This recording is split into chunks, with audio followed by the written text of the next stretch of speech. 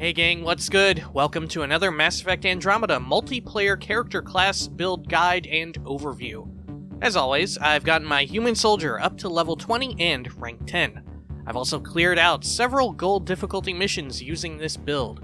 I also primarily use the Raptor sniper rifle. Of course, take this with a grain of salt as I've not yet unlocked and maxed out every single weapon, so your mileage is definitely going to vary.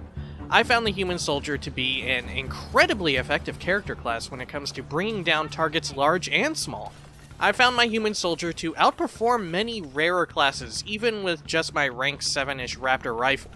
Human soldier, it just seems like a fantastic class, and since it's common rarity, it's relatively easy to get to rank 10. Anyways, let's get right to the talent choices. Right away, you'll see I opted out of investing in concussive shot. It's a really fun and satisfying power, but as with most multiplayer powers, as of this video being made, that's patch 1.05, it just loses usefulness in gold difficulty missions. I even tried using a power cell build in which I converted concussive shot into a power cell using power alongside frag grenade, and I used them both religiously, running between all the ammo pickups during each round.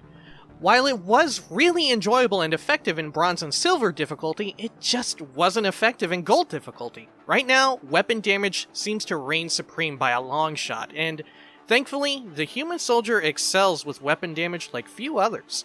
So let's take a look at what I did pick. Turbocharge is an obscenely strong power.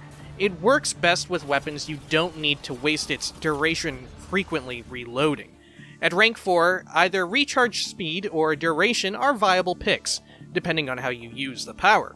Recharge speed is almost always going to end up getting you the most buff uptime of the two, if your weapon equipment weight is currently over 100%. However, in practice, I found myself reserving my cooldown and the stopping power of turbocharge for when my team was getting overrun or a large target like a Hydra mech needed to be destroyed ASAP. So the extra duration meant I had more uptime when I needed turbocharge the most. At rank 5, I opted for damage and force. At rank 6, I opted for supercharge.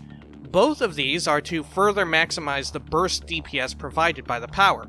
At rank 6, maybe consider taking dump heat instead if you're using a weapon that isn't automatic and you personally can't manually fire your weapon as fast as possible. At least this way, you don't spend as much time reloading.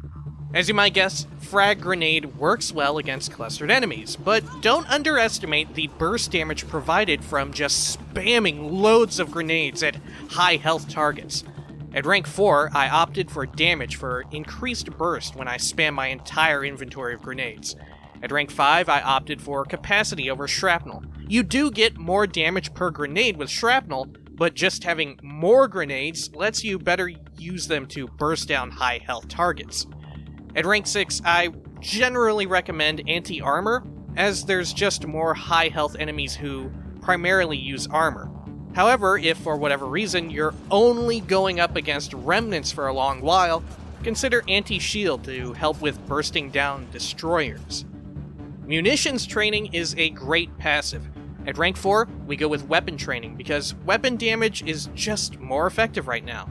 Rank 5, we grab weapon efficiency. Its reload speed and clip size synergizes well with turbocharge. And unfortunately, melee synergy requires we melee for just 3 seconds of a powerful gun damage buff. It's not really worth it in my opinion, since human soldier is just better built for using firearms. Finally, at rank 6, sustained fire wins out in almost all cases. It literally amplifies the damage of your entire team against your targets.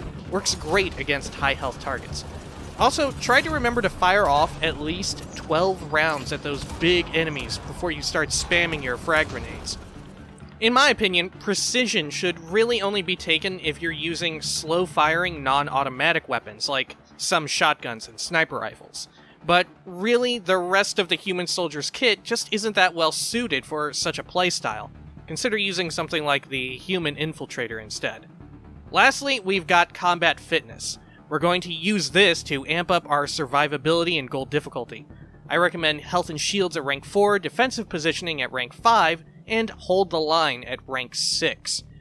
It's worth noting that even if your shields are full, you'll still get the full 200 damage resistance from Hold the Line, just as long as your health is at 30% or lower. When this ability kicks in, you take less than 50% damage.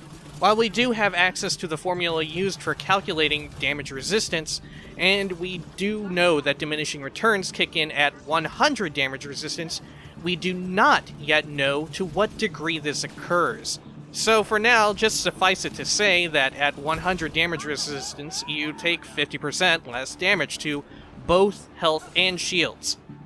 Alright, thanks a lot for checking out this brief character class guide for the Human Soldier. Expect more soon as I make progress myself. I've also got an Insanity difficulty single-player playthrough going. Give it a look if you're into that sort of thing. Thanks again. Peace!